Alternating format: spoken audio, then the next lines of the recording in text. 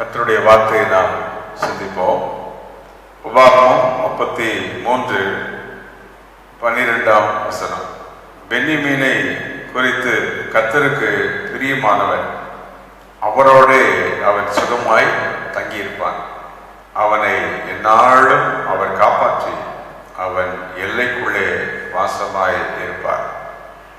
ஆம், இந்த நாளிலே ஆண்டவர் நமக்கு சொல்லுகிறது, நாம் தியானிக்க போகிறது, காப்பாற்றும் தேவன், the God who preserves his people. தம்முடைய ஜனங்களை கர்த்தர் பாதுகாக்கிறார்.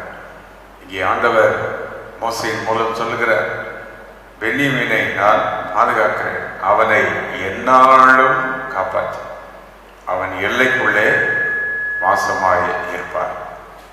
ஆண்டவர் நம்மை பாதுகாக்கிற தேவனாக இருக்கிறார். அவர் God is a God who protects his people. அப்ப தேவனுடைய பாதுகாப்பு ஆதியாகமம் 28:20 நாம் வாசிக்கிறோம். யாக்கோபு வீட்டை விட்டு பிரயாணப்பட்டு அவன் போகிற வேளையிலே அவன் ஒரு ஜெபம் பண்ணுகிறான், வழியிலே நீர் என்னை காப்பாற்றி என்று சொல்லி. வீட்டை விட்டு அவன் போகும்போது வழியிலே ஒரு கல்லை வைத்து அவன் படுத்துக் கொள்கிறான். ஆண்டவர் அவனை பாதுகாக்கிறார். ஆண்டவர் விதவிதமாய் தம்முடைய ஜனங்களை பாதுகாக்கிறவராக இருக்கிறார். விதவிதமாய் ஜனங்களை பாதுகாக்கிறார்.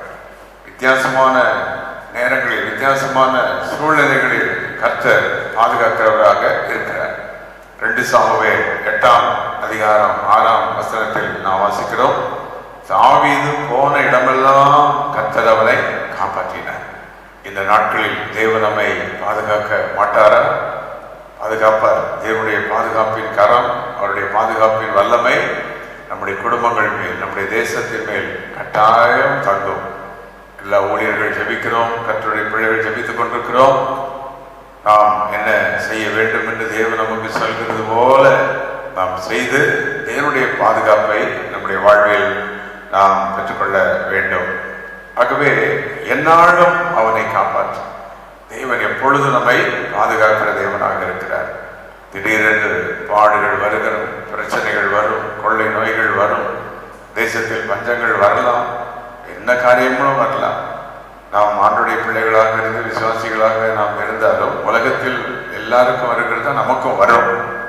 ஆனால் ஆண்டவர் அவரை நோக்கி கூப்பிடுகிறவர்களை, அவரை நோக்கி பார்க்கிற மக்களை பாதுகாக்கிறார். அதான் மிக முக்கியம். நமக்கு பிரச்சனைகள் வரும், ஆனால் நாம் அவரை நோக்கி கூப்பிடும் பொழுது தேவன் நம்மை பாதுகாக்கிறார் என்று நாம் பார்க்கிறோம். சங்கீதம் 25:20 நாம் வாசிக்கிறோம், அவனுடைய ஆத்மாவை காப்பாற்றுகிறார். ஆண்டவர் ஒவ்வொன்றையும் தேவன் கவனமாய் கவனித்து நம்மை பாதுகாக்கிறார். சங்கீதம் 34:20 வாசிக்கிறோம், அவன் எலும்புகளை காப்பாற்றுகிறார், அவன் எலும்புகளை காப்பாற்றுகிறார். அப்போ ஆண்டவர் பாதுகாக்கிறவர், தேவன் பாதுகாக்கிறவர். சங்கீதம் 41:2 வாசிக்கிறோம், அவனை நான் பாதுகாத்து என்று சொல்லுகிறார். நீதிமொழிகள் 2:11 நாம் வாசிக்கிறோம், புத்தி உன்னை பாதுகாக்கும். The wisdom of God will keep you. ஆண்டவர் நம்மை பாதுகாப்பதற்கு தேவன் பல விதங்களை யூஸ் பண்ணுகிறார். நம்முடைய தூதர்களை கொண்டு பாதுகாப்பார், வசனத்தை அனுப்பி சுகமாக்குவார், அதே நேரத்தில் ஞானத்தையும் கற்றுக் கொடுப்பார். இந்த நாட்களில் குறிப்பாக நம்முடைய குடும்பங்களுக்கு, நமக்கு எல்லாரும் தெய்வ ஞானம் வேண்டும். எப்படி நாம் பாதுகாப்பை எடுத்துக்கொள்ள வேண்டும். தேவன் பாதுகாக்கிறவர், ஆனால் அதற்கு ஞானத்தை, the circumstantial wisdom will be given to us to protect us. அதற்கு தேவன் ஞானத்தை கொடுப்பார். ஆகவே புத்தி உன்னை பாதுகாக்கும். சங்கீதம் 16:1 நாம் வாசிக்கிறோம், தாவீது ஆண்டவர் நோக்கி கதறுகிறார், என்னை காப்பாற்றும் தேவனே. இந்த நாட்களிலே, இந்த 3வது மாதத்திலே ஆண்டவர் நோக்கி எல்லாருடைய உள்ளமும் கதறிக்கொண்டே இருக்க வேண்டும். காலையிலிருந்து இரவு வரைக்கும் நீங்கள் நடக்கும்போது, வேலைகளை செய்யும் போது உங்களுடைய உள்ளத்தில் இந்த ஜெபம் ஓடணும். என்ன ஜெபம்? என்னை காப்பாற்றும். Lord preserve me, preserve my family, preserve my nation, preserve my country. என் தேசத்தை, என் ஜனங்களை, எங்கள் குடும்பங்களை, எங்கள் திருச்சபைகளை பாதுகாத்துக் கொள்ளும், ஊழியர்களை பாதுகாத்துக் கொள்ளும். வசனத்தை கேட்கும் போதே உள்ளத்திலிருந்து ஜெபிக்க ஆரம்பியுங்கள். இந்த ஜெபம் நமக்குள் வரட்டும். இனி இந்த ஜெபம் ஒரு நாளும் அழியக்கூடாது. தேவனே எங்களை காப்பாற்றும், தேவனே எங்களை காப்பாற்றும். வேதத்தில் பக்தர்களுக்கு பிரச்சனை வந்த நேரங்களில் எல்லாம் கர்த்தரை நோக்கி அபயமிட்டார்கள். யாத்திராகமத்தில் வாசிக்கிறோம், இஸ்ரவேல் ஜனங்கள் எகிப்து தேசத்தில் அன்றைக்கு அடிமைத்தனத்தில் இருந்து வேதனைப்படும் பொழுது தேவனை நோக்கி கூப்பிட்டார்கள், தேவனை நோக்கி அவர்கள் முறையிட்டார்களாம். அந்த கூப்பிடுதலின் சத்தத்தை ஆண்டவர் கேட்டு அந்த இஸ்ரவேல் ஜனங்களை பாதுகாத்தார். The Lord protected them. The Lord kept them. தேவன் அவர்களை பாதுகாத்தார். இப்பொழுது இந்த வார்த்தையை கேட்டுக்கொண்டிருக்கும் போதே கர்த்தருடைய பாதுகாப்பின் வல்லமை உங்கள் குடும்பத்திற்கு மேல் வந்து கொண்டிருக்கிறது, உங்களுடைய பிள்ளைகள் மேல் வந்து கொண்டிருக்கிறது. கர்த்தருடைய பாதுகாப்பின் கரம் நம்முடைய தேசத்தின் மேல் வந்து கொண்டிருக்கிறது. நம்முடைய ஜெபங்களை கேட்டு தேவன் தம்முடைய பாதுகாப்பின் வல்லமை அனுப்பி கொண்டிருக்கிறார். தேவன் அதற்கு வேண்டிய ஞானத்தை நமக்கு தருவார். குறிப்பாக நாம் ஒன்றை பார்க்க போகிறோம். தானியேலின் புஸ்தகம் 6ஆம் அதிகாரம் 14ஆம் வசனத்திலே நாம் அங்கே பார்க்கிறோம். தானியேல் அங்கே சிங்கக்கவியில் போடப்படும்படி எத்தனிக்கப்பட்டு அவரை சிங்கக்கவியில் கொண்டு போடுகிறார். இது நமக்கு தெரிந்த சம்பவம். அப்போ 6ஆம் அதிகாரம் 14ஆம் வசனத்தில் வாசிக்கிறோம், ராஜா தானியேலை காப்பாற்றும்படிக்கு மனதை வைத்து தப்புவிக்க நினைத்தான் என்று. The king wanted to preserve and keep and protect Daniel. அப்படி என்றால் உலகத்தில் இன்றைக்கு கூட எல்லாரும் தேசத்தை பாதுகாக்க வேண்டும் என்று முயற்சிக்கிறார்கள், முயற்சி எடுப்பார்கள். எடுக்க வேண்டும், செய்ய வேண்டும். ஆனால் இந்த வேதம் சொல்கிறது, தானியேல் 6ஆம் அதிகாரத்தில் ராஜா அவ்வளவு அவர் முயற்சி செய்தோம் அவரால் தானியேலை பாதுகாக்க முடியவில்லை. காரணம், அந்த நாட்டின் சூழ்நிலை அப்படி இருந்தது. தானியேல் கட்டாய சிங்கக்கவியில் போட்டுதான் ஆகப்பட வேண்டும் என்று இருந்தது. கடைசியில் அதே ராஜாவே அவரை முத்திரை போட கையெழுத்து போட தானியேல் சிங்கக்கவியில் தூக்கி போடப்பட்டார். ஆனால் நடந்தது என்ன? தேவன் எப்படி அவரை பாதுகாத்தார்? தானியேலை பாதுகாக்க அன்றைக்கு இருந்த ஆட்களால் முடியவில்லை. அப்படிப்பட்ட பயங்கரமான ஒரு இக்கட்டில் தானியேலுக்கு அந்த நேரம் ராஜாவால் பாதுகாக்க முடியவில்லை. இன்றைக்கு கூட இன்றைக்கு இருக்கிற பிரச்சனைகளை பார்க்கும்போது ஐயோ எனக்கு பாதுகாப்பு இல்லையே, எல்லாரும் ட்ரை பண்றாங்க. many wanted to protect the nation, protect the people, ஆனால் முடியவில்லை. வந்து கொண்டுதான் இருக்கிறது, நடந்து கொண்டுதான் இருக்கிறது. ஆனால் நல்ல செய்தி, நம்மை பாதுகாக்கிற ஒரு தேவன் இருக்கிறார். இங்கே தானியேல் சொல்லுகிறதை நாம் அங்கே வாசிக்கிறோம். அன்றைக்கு இரவு தானியேலை சிங்கக்கவியில் போட்டுவிட்டு அடுத்த நாள் காலையிலே, அந்த வசனம் சொல்லுகிறது, இரவு முழுவதும் ராஜாவுக்கு தூக்கமில்லை.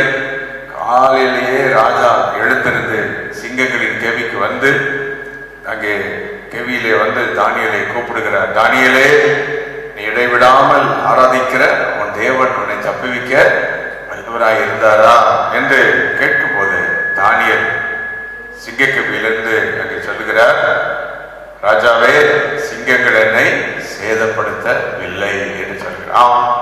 தேவன் தானியேலை சிங்கக்கவியில் பாதுகாத்தார். யாரும் பாதுகாக்க முடியாத ஒரு சூழலில் தேவன் அங்கே தானியேலை பாதுகாத்தார். எப்படி பாதுகாத்தார் என்றதை விவரிக்க முடியாது. சிங்கத்தின் வாயை ஒன்று யாரும் போய் உள்ள கட்டி விடவில்லை, தள்ளி வைக்கவில்லை. சிங்கத்தின் நடுவே தான் தானியேல் இருக்கிறார், அந்த இடத்துக்குள்ளே தான் இருக்கிறார். சிங்கத்தை அடக்குகிற யாரும் அங்கே உள்ள இல்லை. என்ன நடந்தது நமக்கு தெரியாது. ஆனால் ஆண்டவர் தம்முடைய தூதனை அனுப்பி சிங்கங்களை அடக்கி ஏதோ ஒரு அற்புதத்தை அங்கே செய்து தேவன் பாதுகாத்து விட்டார். இப்போ நாம் என்ன அதிலிருந்து நாம் பார்க்க போகிறோம் என்றால், தேவன் தானியேலை பாதுகாத்த பின் அந்த வசனம் இப்படி அங்கே சொல்லுகிறது. தானியேலே சொல்லுகிறார் 22ஆம் வசனத்துல, தானியேல் 6:22 அவர் சொல்றார், அது என்னவென்றால், அவருக்கு முன்பதாக நான் குற்றமற்றவனாக காணப்பட்டேன், ராஜாவாகி உமக்கு முன்பதாகவும் நான் நீதிகேடு செய்ததில்லை என்றார். இங்கே தானியேலை பாதுகாப்பதற்கு தானியேலின் வாழ்வில் அவன் கடைபிடித்த ஒரு 4 காரியங்கள், the 4 principles that Daniel followed in his life. ஒன்று, அந்த முதலில் வாசிக்கிறோம், இடைவிடாமல் அவன் தேவனை ஆராதித்தான். இன்னைக்கு தேவனுடைய பிள்ளைகளாக நாமும் கூட எவ்வளவு இடர்பாடுகள் வந்தாலும் எப்படியாவது வீடுகளில் இருந்து தேவனை துதித்துக் கொண்டிருக்கிறோம். கிடைத்த நேரங்களில் ஆண்டவரை துதிக்கிறோம். இடைவிடாமல் ஆராதிக்கிற தேவன் நம்மை தப்புவிக்க, உங்களை தப்புவிக்க வல்ல உள்ளவராக இருக்கிறார். இப்பொழுது மீண்டும் ஒரு தீர்மானம் எடுப்போம். நாங்கள் இடைவிடாமல் காரணம் நீர்தான் சர்வ வல்லவர். You are the almighty god. நீர்தான் சர்வ சிருஷ்டிகர். நீர்தான் மகிமையுள்ள தேவன். வானத்தையும் பூமியும் படைத்தவர். நீர் மகிமை எதையும் செய்யுமா முடியும். நீர் ஒருவரே ஆராதனைக்கு பாத்திரர். நீர் ஒருவரே ஆராதிக்கப்படத்தக்கவர். ஆகவே உண்மையை நாங்கள் தானியேல் சொல்கிறார், நான் இடைவிடாமல் ஆராதிக்கிற என் தேவன். தானியேல் இடைவிடாமல் ஆராதிக்கிறவன் என்பதை ராஜாவும் அறிந்திருந்தார். ஆம், இந்த உலகம் தேவனுடைய பிள்ளைகளை அறிந்திருக்கிறது. தேவனுடைய பிள்ளைகள் என்று ஒரு பெரிய கூட்டம் இருக்கிறது. அவர்கள் இடைவிடாமல் தேவனை ஆராதிப்பார்கள் என்று யாவரும் அறிந்திருக்கிறார்கள். கரங்களை வைத்து இருக்கிற இடங்களிலே சொல்லுங்கள், இடைவிடாமல் ஆராதிக்கிற தேவன் எங்களை தப்புவிக்க வல்லவராக இருக்கிறார். எங்கள் தேசத்தை, எங்கள் ஜனங்களை, எங்கள் திருச்சபைகளை, எங்கள் ஊழியர்களை, எங்கள் குடும்பங்களை பாதுகாக்க அவர் வல்லமுள்ளவராக இருக்கிறார். இரண்டாவது தானியேல் அங்கே சொல்லுகிறது, நான் குற்றமற்றவராய் காணப்பட்டேன், பிளேம்லெஸ். இரண்டாவது, நான் நீதிகேடு செய்ததில்லை. இந்த காரியத்தை நாம் கொஞ்சம் அனலைஸ் பண்ணி நம்ம ஆண்டவர்கிட்ட போய் மன்றாடணும். ஆண்டவரே, எங்கள் வாழ்வில் ஏதாவது குற்றம் அல்லது நீதி கேடுகள் இருந்தால் அதை மன்னித்தரணும் என்று கேட்டால் ஆண்டவர் அதை மன்னிப்பார். அது மட்டுமல்ல, இனி வரும் நாட்களிலாவது நாங்கள் குற்றமற்றவர்களாக நீதிகேடு செய்யாதவர்களாக முழுமையாக வாழ எங்களை அர்ப்பணிக்கணும். இன்னைக்கு கர்த்தருடைய பிள்ளைகளாகி நம்முடைய வாழ்வில் அநேக நேரங்களில் அநேக பிரச்சனைகள், சூழ்நிலைகள் மத்தியில் நாம் குற்றமுள்ளவர்களாக அல்லது நீதி கேடு செய்தவர்களாக நாம் இருந்திருப்போம். இதை ஒத்துக்கொள்ள வேண்டும். அதைத்தான் 2 நாளாமும் 7ஆம் அதிகாரம் 14ஆம் வசனத்தில் வாசிக்கிறோம். தேவனுடைய ஜனங்கள் நம்மை தாழ்த்தி ஜெபம் பண்ணினால் தேசத்துக்கு என்னது கொடுப்பேன், சேமத்தை கொடுப்பேன். ஆண்டவர்கிட்ட போய் சொல்லணும், ஆண்டவர் எங்கள் குறைகளை மன்னியும், எங்கள் குற்றங்களை மன்னியும், எங்கள் நியாயக்கேடுகளை மன்னியும். எங்கள் வாழ்வில் அறியாமலோ தெரியாமலோ செய்திருக்கிற எந்த நியாயக்கேடுகள், எந்த விதத்தில் எங்கள் வேலையிலோ குடும்பங்களிலோ அல்லது எங்கள் வாழ்விலோ எதை செய்திருந்தாலும் எங்களை மன்னியும். யாக்கோபு அன்றைக்கு ஜெபம் பண்ணினான், ஏசாவை ஏமாற்றி விட்டான். ஆண்டவர் நோக்கி ஜெபம் பண்ணினான், ஆண்டவரே நான் ஏமாற்றி விட்டேன், என்னை மன்னியும்.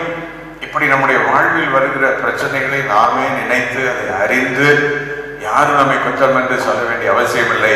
இப்பொழுது தானியேலோடு நாமும் இணைந்து சொல்லணும், ஆண்டவரே என்னை குற்றமில்லாதவனாய் நீதிகேடு இல்லாத ஒரு வாழ்வை எங்களுக்கு தாரும். அப்படி ஏதாவது எங்கள் வாழ்வில் வந்திருந்தால் இயேசுவின் நாமத்தில் ஆண்டவரே நாங்கள் மன்றாடுகிறோம். இரத்தத்தின் வல்லமை எடுத்து நாங்கள் மன்றாடுகிறோம், எங்களை மன்னியும், எங்கள் குடும்பங்களை மன்னியும், எங்கள் தேசத்தை மன்னியும், திருச்சபைகளை மன்னியும், நமக்கு நாங்கள் துரோகம் செய்திருந்தால் அவைகளை மன்னியும் என்று கேட்போம். ஆண்டவர் தம்முடைய பாதுகாப்பின் கரத்தை நீட்டுவார். 4ஆவதாக 23ஆம் வசனம் தானியேல் 6:23 நாம் வாசிக்கிறோம்.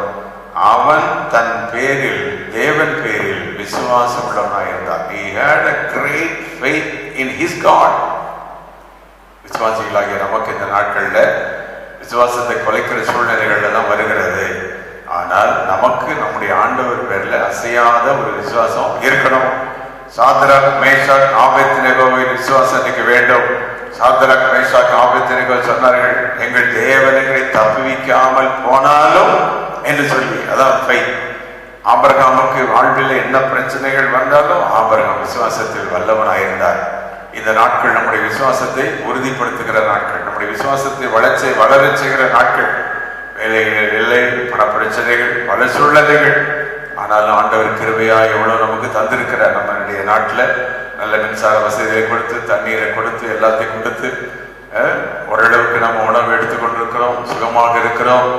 ஆண்டவர் பலப்படுத்தி கொண்டிருக்கிறார், எல்லாம் செய்து கொண்டிருக்கிறார். ஆகவே ஆண்டவர் பேரில் விசுவாசம் வைக்கணும். கர்த்தரை பாதுகாப்பார், வழி நடத்துவார், தேவனை ஆசீர்வதிப்பார், தேவ நன்மைகளை எங்களுக்கு தருவார், வியாதியிலிருந்து எங்களை விலக்கி பாதுகாத்துக் கொள்வார், இந்த பயங்கரமான கொள்ளை நோக்கி எங்களை தப்புவிப்பார் என்று சொல்லி நாம் ஆண்டவர் நோக்கி நாம் மன்றாடி அவர் மேல நம்பிக்கை வைக்கணும். இந்த நாட்களில் யாரும் விசுவாசத்தை விட்டு விலகிடக்கூடாது, யாரும் விசுவாசத்திலிருந்து தளர்ந்து விடக்கூடாது. என்ன ஆகுமோ, எப்படி நடக்குமோ, குடும்பம் என்ன செய்யுமோ, nothing. God will do everything. தேவன் எல்லாவற்றையும் செய்ய வல்லமுள்ளவராக இருக்கிறார். என் தேவன் சகலத்தையும் செய்வார், என் தேவன் சகலத்தை நேர்த்தியாய் செய்வார், எல்லாவற்றையும் அவர் செய்து முடிப்பார். இப்ப நீங்க இருக்கிற இடங்களிலே ஆண்டவரை பார்த்து சொல்லுங்கள், ஆண்டவரே உம்மைத்தானா நாங்கள் நம்பி இருக்கிறோம், உண்மையே நாங்கள் சார்ந்திருக்கிறோம். எல்லாவற்றையும் செய்ய வல்லமையுள்ள தேவன். நீ வருகிற மாதங்கள் வருகிற காலங்கள் என்னவென்று எங்களுக்கு ஒன்றும் தெரியாது. போன வருடம் இதே மாதம் நாம் இதை நினைத்தோமா? அல்லது ஒரு 25 நாட்களுக்கு முன் நமக்கு தெரியுமா நம்முடைய தேசத்தில் இப்படி நாம் இருக்குமா என்று நமக்கு தெரியுமா?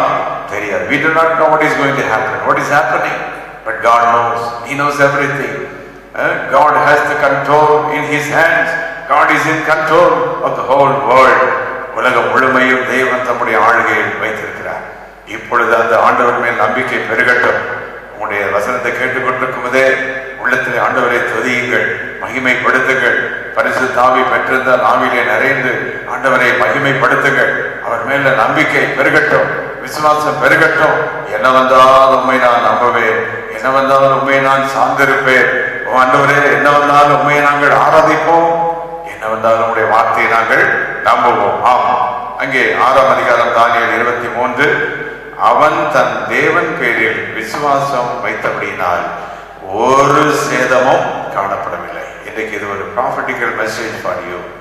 ஒரு சேதமும் காணப்படாமல் தேவன் தன்னுடைய பிள்ளைகளை பாதுகாப்பார், திருச்சபையை பாதுகாப்பார், ஊழியர்களை பாதுகாப்பார். The Lord will preserve His people. The Lord will preserve the ministers of God, the churches of God, the people, those who look on Him. ஒரு சேதமும் வராங்க. அக்னி சுளையில் இருந்த போது அவங்க மேல அந்த அக்கினி ஒரு காரியம் கூட ஒன்று செய்யல. அதுபோல நம்மை பாதுகாப்பார். கரங்களை வைத்து அந்த ஆண்டவருக்கு நன்றி செலுத்துங்கள். நீரங்களை பாதுகாக்க போறதற்காக நன்றி. இப்ப இந்த கொள்ளை நோக்கி எங்களை பாதுகாப்பீர், பயங்கரமான இந்த இக்கட்டுகளை பாதுகாப்பீர். நாங்கள் உண்மையே நம்புகிறோம். Lord, we trust on you, we rely on you. சபையாக, குடும்பங்களாக, தேசமாக ஆண்டவரே உண்மை நாங்கள் நம்புகிறோம். நம்முடைய பிள்ளைகளாக நாங்கள் நம்புகிறோம்.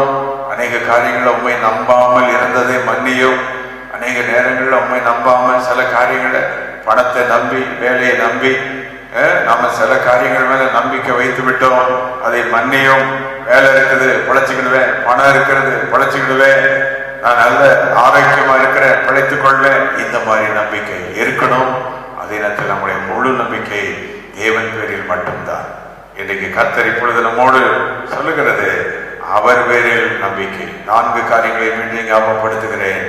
ஆராதித்த தானியேல், குற்றமற்றவனாய் வாழ துடித்த தானியேல். 3வது நீதிகேடு செய்யாத தானியேல். 4வதாக தானியேலை பற்றி வாசிக்கிறோம். தேவன் பேரிலேயே விசுவாசம் வைத்திருந்தார். சிங்கக்கேபியில போட்டாலும் சரி, என்ன வந்தாலும் கர்த்தர் தான். இன்றைக்கு நமக்கும் என்ன வந்தாலும் ஆண்டவர் தான். நம்ம வீட்டை சுற்றி ஒருவேளை சில காரியங்கள் இருக்கலாம். இன்னைக்கு நமக்கு இருக்கிற சிச்சுவேஷன் ஓடிக்கிட்டே இருந்து நம்ம ஒரு வீட்டில் அடைக்கப்பட்டு வைக்கப்பட்டது போலதான் இருக்கும். இந்த நாட்கள் மோசே எப்படி 40 நாள் மலை மேல இருந்திருப்பார் யோசித்து பாருங்க விசுவாசிகளே. இன்றைக்கு கேரி தாத்தகரையில எலியா எப்படி இருந்திருப்பார்? இதெல்லாம் பைபிள்ல சும்மா வாசித்துட்டு போனோம். இன்றைக்கு நமக்கு நல்ல வசதி உள்ள வீடுகள்ல உட்கார்ந்து, இடங்கள்ல உட்கார்ந்து ஆண்டவர் கிருபையா நமக்கு எல்லா நன்மையிலையும் கொடுத்திருக்கிறார். இருக்கிறோம். ஆண்டவரே உண்மையே நாங்கள் நம்புவோம். கடைசியா நான் சொல்லி முடிக்கிறேன். இதெல்லாம் தானியேல் வாழ்வில் சக்சஸ் ஆனதுக்கு ஒரே காரணம், அந்த 6ஆம் அதிகாரம் 10ஆம் வசனம் சொல்லுகிறது. தானியேலோ வென்றால் தன் வீட்டுக்குள்ளே போய் பலகணிகள் திறந்திருக்க அவன் எப்பொழுது ஜெபம் கொண்டிருக்கிறார். இந்த நாட்களில் நாமெல்லாம் வேலை வேலை என்று ஓடின நாட்கள், ஆண்டவரை ஆராதிக்க முடியாத நாட்கள் எல்லாம் இருந்தது. இப்பொழுது கம்பல்சரியா உட்கார்ந்து ஜெபிக்க வேண்டிய நாட்களுக்கு வந்திருக்கிறோம். தினந்தோறும் எழுந்து 3 வேளை ஜெபம் பண்ணுங்க. காலையில ஜெபம் பண்ணுங்க, மத்தியானம் ஜெபம் பண்ணுங்க, இரவு ஜெபம் பண்ணுங்க.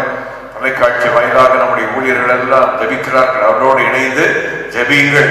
இந்த செய்தி வீடியோக்கள், ஆராதனை வீடியோக்களை போட்டு ஜெபியுங்கள். இந்த நாட்களில் யாரு பிரயோஜனமா மாற்றி, ஒருவேளை இந்த 3 மாத ஆண்டுகளா இருக்கலாம், 2 மாதங்களா இருக்கலாம், 1 மாதமா இருக்கலாம். அப்ப இந்த நாட்களை இப்படி ஜபத்துல யாரு யூஸ் பண்ணி ஆண்டவரோடு நெருங்குறாங்களோ ஒரு பெரிய அறுவடை, பெரிய ஆசீர்வாதத்தை நாம் காண்போம். ஆகவே இன்றைக்கு ஒரு தீர்மானம் எடுப்போம். தானியேலை ஒரு சேதமும் இல்லாமல் பாதுகாத்த அதே ஆண்டவர் நம்மோடு கூட இருக்கிறார். ஆகவே நாம் செய்ய வேண்டிய ஒன்று ஜபம். ஜபம் விசுவாசத்தை கொடுக்கும். ஜபம் ஆராதனை ஆவியை கொடுக்கும். ஜபிக்கிற மனிதர்கள் நல்ல நீதி கேடு இல்லாமல் வாழ முடியும். ஜபிக்கிற மனிதர்கள் தான் ஆண்டவர்கள் குற்றமற்றவர்களாக வாழ முடியும். எல்லாத்துக்கும் மேல ஜபிக்கிறவங்களுக்கு ஆண்டுடைய ரத்தம் இருக்கிறது. இயேசு கிறிஸ்துவின் ரத்தம் நம்மை சுத்திகரிக்கிற ரத்தம் இருக்கிறது. நம்மை பரிசுத்தமாக்குகிற பரிசுத்த ஆவியானவர் இருக்கிறார். ஜபத்தில் மன்றாடி கேளுங்க, நம்முடைய ரத்தம் எங்களை சுத்தமாக்கட்டும், பரிசுத்த ஆவியானவர்களை பரிசுத்தமாக்கும் என்று நாம் கேட்போம். இந்த நாட்களிலே ஆண்டவர் இந்த நாட்களில் அவருடைய பாதுகாப்பின் வல்லமை நமக்கு தருவாராக. அவருடைய பாதுகாப்பின் அக்கினி நம்மை இறங்கட்டும். இருக்கிற இடங்களில் கண்களை மூடி கரங்களை சுற்றி உங்கள் வீடுகளுக்காக ஜபியுங்கள். நம்முடைய தேசத்திற்காக ஜபிப்போம். இந்த மார்ச் 29 நேஷனல் பிரேயர் டே.